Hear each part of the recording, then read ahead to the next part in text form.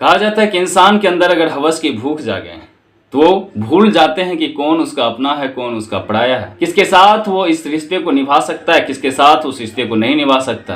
दरअसल आज की अगर आप पूरा मामला को सुनेंगे तो शायद आप भी हैरान और परेशान हो जाएंगे कि एक पिता अपनी बेटी के साथ इस तरह कैसे कर सकता है, जिसमें एक पिता ने एक साथ कई रिश्तों को शर्मसार कर दिया। आखिर समझते हैं आज की इस पूरी सच्ची घटना को।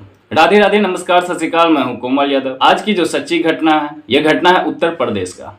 लेकिन इस कहानी में आगे बढ़ने से पहले आप लोगों से कहना चाहूंगा कि जो लोग भी हमारे चैनल पे नए हैं, अगर आप भी सच्ची घटना से रूबरू होना चाहते हैं तो रोज इसी तरह की अगर घटना जानना चाहते हैं तो आप हमारे चैनल को सब्सक्राइब कर दीजिए और कहानी अगर आपको अच्छा लगे तो लाइक जरूर कर दीजिएगा। आखिर समझते हैं आज की इस पूरी मामला को। दरअसल इस पूरा कहानी का शुरुआत होता है उत्तर प्रदेश का एक जिला है एटा, और इसी जिला के अंतर्गत एक थाना पड़ता है अलीगंज, और इसी अलीगंज थाना के अंतर्गत रहने वाला एक परिवार जिसमें एक पिता, पुत्री और एक पत्नी होती है। पिता अक्सर मजदूरी करके अपना घर लाते, घर लाने के बाद उसका जीवन ठीक ठाक से चल रहे थे। समय बीतता है कि एक दिन अचानक उसकी पत्नी जो था वो किसी मर्दों के साथ लव अफेयर में आ जाते हैं। अब वह पिता घर से बाहर जाते हैं कमाने के लिए, तो घर पे बच जाती माँ और बेटी। बेटी भी स्कूल चली जाती, स्कूल से आती तो वो अक्सर माँ को देखती जो किसी न किसी से बात करती रहती, और कोई ना कोई व्यक्ति जो उसके घर पे आते रहते थे। माँ उसको समझाती थी कि जिस बारे में पिता को कुछ भी नहीं बताना, तो बेटी डर के कारण से अपने पिता को इस चीज़ों के बारे में नहीं बताती है, जिसका माँ क्या कर रही है कि कई लोगों का घर पे आना जाना है जिसको ना ही हम जानते हैं ना ही हम भी पहचानते हैं। माँ मुझे घर से बाहर भेज देते हैं खेलने के लिए, और फिर घर में क्या होता है वो मुझे नहीं पता। बात बेटी भी किसी से नहीं बताती है। एक दिन अचानक कुछ ऐसा होता है कि उसका पिता घर से काम के लिए तो बाहर निकले थे, लेकिन उसको उस दिन काम नहीं लगा, जिस कारण से वो दोपहर के समय में अपना घर लौटता है। और जैसे ही अपना घर लौटता है तो वो देखता है कि उसका पत्नी किसी अन्य मर्दों के साथ अवैध रिश्ता में है।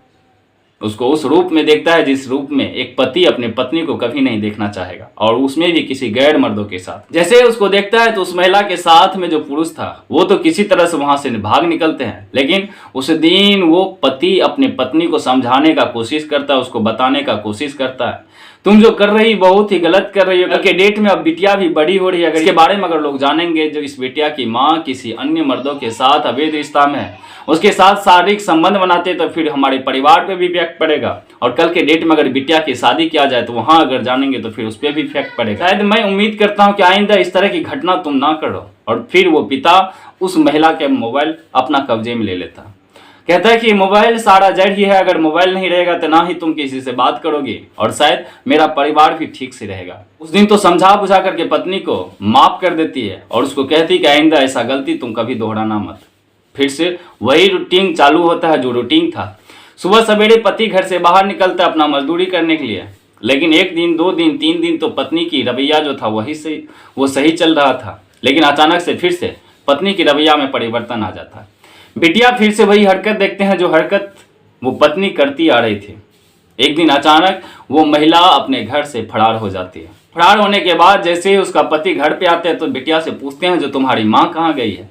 वो बताते हैं कि कोई लोग आया था जो अपने गाड़ी पे बैठा करके माँ को अपने साथ में ले गए।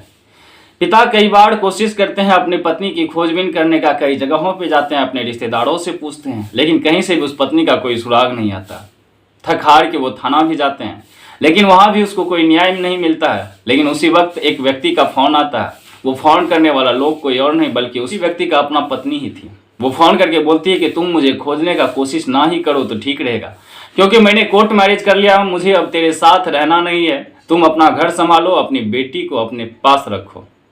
वो पिता कई बार उनको गुहार लगाते हैं कि वापस आ जाओ, अपने बच्चे का भी वास्ता देते हैं जो वापस आओ, जो बच्चे की जिंदगी बर्बाद हो जाएंगे। जो भी हुआ उसको मैं माफ करता हूं, लेकिन तुम वापस आ जाओ। लेकिन महिला उस बातों को सुनने के लिए तैयार नहीं थी। वो महिला फोन काट देती है। फिर उस पर फोन लगाया जाता है, लेकिन उसके बाद उस पर फोन रिसीव नहीं होता।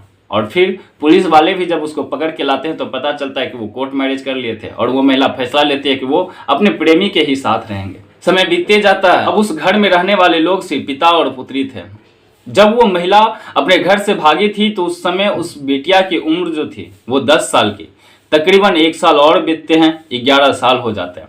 इस दरमियान में उस महिला के पति जो नशा के आदी हो चुके थे, वो अपने पत्नी के यादों में अपने घर की परवरिश की वजह से वो नशा के आदी हो जाते। अक्सर दिन वो काम से अगर घर से बाहर निकलते, जब शाम को वो काम खत्म करके घर लौटते तो अक्सर वो नशा में ही घर लौटते। कई बार तो उसने अपनी बेटियां के साथ ही गलत व्यवहार करने का कोशिश किया। लेकिन जैसे ही 11वां साल बिटिया के शुरू होता है, जैसे ही 1 साल बीतते हैं, 1 साल के बाद अचानक जब वो घर लौटते हैं तो उस समय रात काफी हो गए थे। बिटिया अपने कमरे में सोए हुए थे कि उसी वक्त उसका पिता भी उस कमरे में जाते हैं और बिटिया के बेड पे ही सो जाते हैं। जैसे जैसे समय बीतता है, पिता अपने बिटिया के शरीर पर अलग अलग जगहों पे हाथ रखने लगते हैं। धीरे धीरे कुछ ऐसा होता है कि वो पिता अपनी बिटिया के साथ ही अपना मुंह को काला करने लगता है। बिटिया कई बार उनसे गुहार लगाते हैं। बिटिया दर्द से तड़पती रहती है। पिता को कहते हैं, पिताजी आप मेरे साथ क्या कर रहे हैं? लेकिन उस पिता पे कोई भी फर्क नहीं पड़ता, क्योंकि पिता तो नशे में थे। कहा भी जाता है अगर इंसान नशे में हो तो फिर वो भूल बैठते हैं कौन उसका अपना है, कौन उसको आप पढ़ाया है, किसके साथ क्या बात करनी है, किसके साथ उसका कौन सा फर्ज निभेगा। वही कुछ उस लड़की के भी साथ होता है। लड़की दर्द से तड़प रही थी, पिता से न्याय की गुहार लगा रही थी, पिता से छुड़वाने का कोशिश करती रही। लेकिन उस 11 साल के लड़की के साथ वो पिता का दिल नहीं पसीजा। फिर जब उस व्यक्ति को उसके साथ मुंह काला किया हो गया तो बिटिया दर्द से तड़प रही थी। तो पास के मेडिकल जाते हैं और मेडिकल जाने के बाद वहां से कुछ मेडिसिन लेके आते हैं। वो मेडिकल में बताते हैं कि मैंने अपने पत्नी के साथ संबंध बना रहा था कि पत्नी को अचानक से दर्द होने लगा, कुछ ऐसा दवाई दे दो जो उनका दर्द खत्म हो जाए। वहां से उस दवाई को लेकर के आते हैं और फिर वही दवाई उस बिटिया को खिलाया जाता है। अब समय बीतता जाता है। अक्सर जब पिता नशे में घर आते हैं, नशा में घर आने के बाद उसको जब भी शारीरिक संबंध बनाने का मन करता है तो अपनी बिटिया के साथ ही शारीरिक संबंध बनाते हैं। समय बीतते जाता है, 1 से 2 महीना, 2 से 3 महीना, धीरे धीरे समय बीत करके 2 साल हो चुके थे। कई बार तो अपना बिटिया को ये भी बताते हैं कि इसके बारे में अगर तुमने किसी को खबर करने की कोशिश की, तुमने अगर किसी को बताने की कोशिश की तो तुम्हारी माँ तो यहाँ है नहीं और तुम्हें कोई बचाने वाला भी नहीं मिलेगा, तुम्हें भी इस दुनिया से हटा दिया जाएगा। अब छोटी सी बच्ची किसको क्या बता सकती थी, किसको क्या कह सकती थी? वो डरी सी, सहमी सी, किसी भी तरह से उस घर में रह रही थी और पिता के द्वारा किए गए अत्याचार को सह रही थी। अचानक समय आता है 3 अगस्त 2023 के दिन, आज से सिर्फ 2 दिन पीछे। वो बिटिया को मौका मिल जाता है उस घर से निकलने का। उस रात भी उस बिटिया के साथ वही दुष्कर्म होता है और वो दुष्कर्म कुछ ज्यादा ही हो जाता है। बिटिया को मौका मिलता है उस घर से निकलने का। वो सीधा अपने घर से निकलती है। घर से निकलने के बाद वो अपना ताई के पास पहुंचती है। ताई के पास पहुंचने के बाद वो ताई के पास रोने लगती है, बिलखने लगती है। ताई उनसे पूछने का कोशिश करती है कि बिटिया आखिर तुम्हारे साथ हुआ क्या है, कोई कारण है तो मुझे बताओ, तुम्हें किसी चीज़ की परेशानी है, किसी चीज़ की दिक्कत है तो मुझे बताओ, मैं उस चीज़ों को पूरा करूँगी।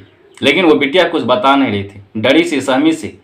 कई बार उसको पुचकारते हैं, उससे पूछने की कोशिश करते हैं तो फिर बिटिया जो बताते हैं उस बातों को ताई जब सुनने लगती है तो उसके भी आंखों में आंसू आ जाते हैं और बिटिया के गला पकड़ करके वो भी रोने लगती है। फिर वो ताई उस बिटिया को लेकर के अलीगंज के थाना पहुंचते हैं और थाना जाने के बाद वो उस बिटिया के तहरीर दिलवाते हैं अपने पिता के खिलाफ, जो उनके पिता लगभग 2 साल से उनके साथ दुष्कर्म कर रहे थे, अपना मुंह को काला कर रहे थे, उनको बंधक बना करके उस घर में रखा जा रहा था। अब पुलिस वाले भी उस लड़की के तहरीर पे उस लड़की को साथ करके उसके लड़की के घर पहुंचते हैं और उसके पिता को उस घर से गिरफ्तार करते हैं। और गिरफ्तार करने के बाद जब उसको थाना लाया जाता है, जब उनसे पूछताछ होता है तो सारा का सारा गुनाह पिता जो कबूल करता है वो ये भी बताता है कि मैंने नशे के आदि में ही सब चीज़ किया। अगर इसका माँ मुझे छोड़ के नहीं जाता आज मेरी बिटिया भी सेफ होती। हालांकि यहाँ पे आप गलती किसका देंगे? क्या उस माँ का गलती देंगे जिसने अपने बेटी और अपने पति को छोड़ के गया? क्या आप उस पिता का गलती देंगे जिसने अपनी बेटी के ही साथ अपना मुंह को काला किया, जिसका फर्ज बनता है अपनी बेटी की अच्छी परवरिश देना, लेकिन उसने भी अपना बेटी के साथ वो घिनौना कृत्य करने से भी पीछा नहीं हटा। हालांकि उसको अभी जेल भेज दिया गया है। इनके ऊपर जो कार्रवाई करनी है वो तो हमारी कोर्ट ही करेंगे, लेकिन आज की जो सच्ची कहानी थी यही खत्म होता है। लेकिन इस कहानी को सुनाने का मकसद किसी को परेशान करना नहीं, किसी का दिल को ठेस पहुंचाना नहीं, बल्कि आपको सच्ची घटना से रूबरू करवाना है कि हमारे समाज में कुछ लोग ऐसे भी हैं जो उस पवित्र रिश्ता को भी शर्मसार करने से पीछा नहीं हटते हैं। जो भी राय है आप कमेंट करके जरूर बताइएगा। फिर मिलते हैं कल एक नई कहानी के साथ। तब तक आप खुश रहिए, आप अपना परिवार का ध्यान रखिए। जय हिंद, जय भारत, वंदे मातरम।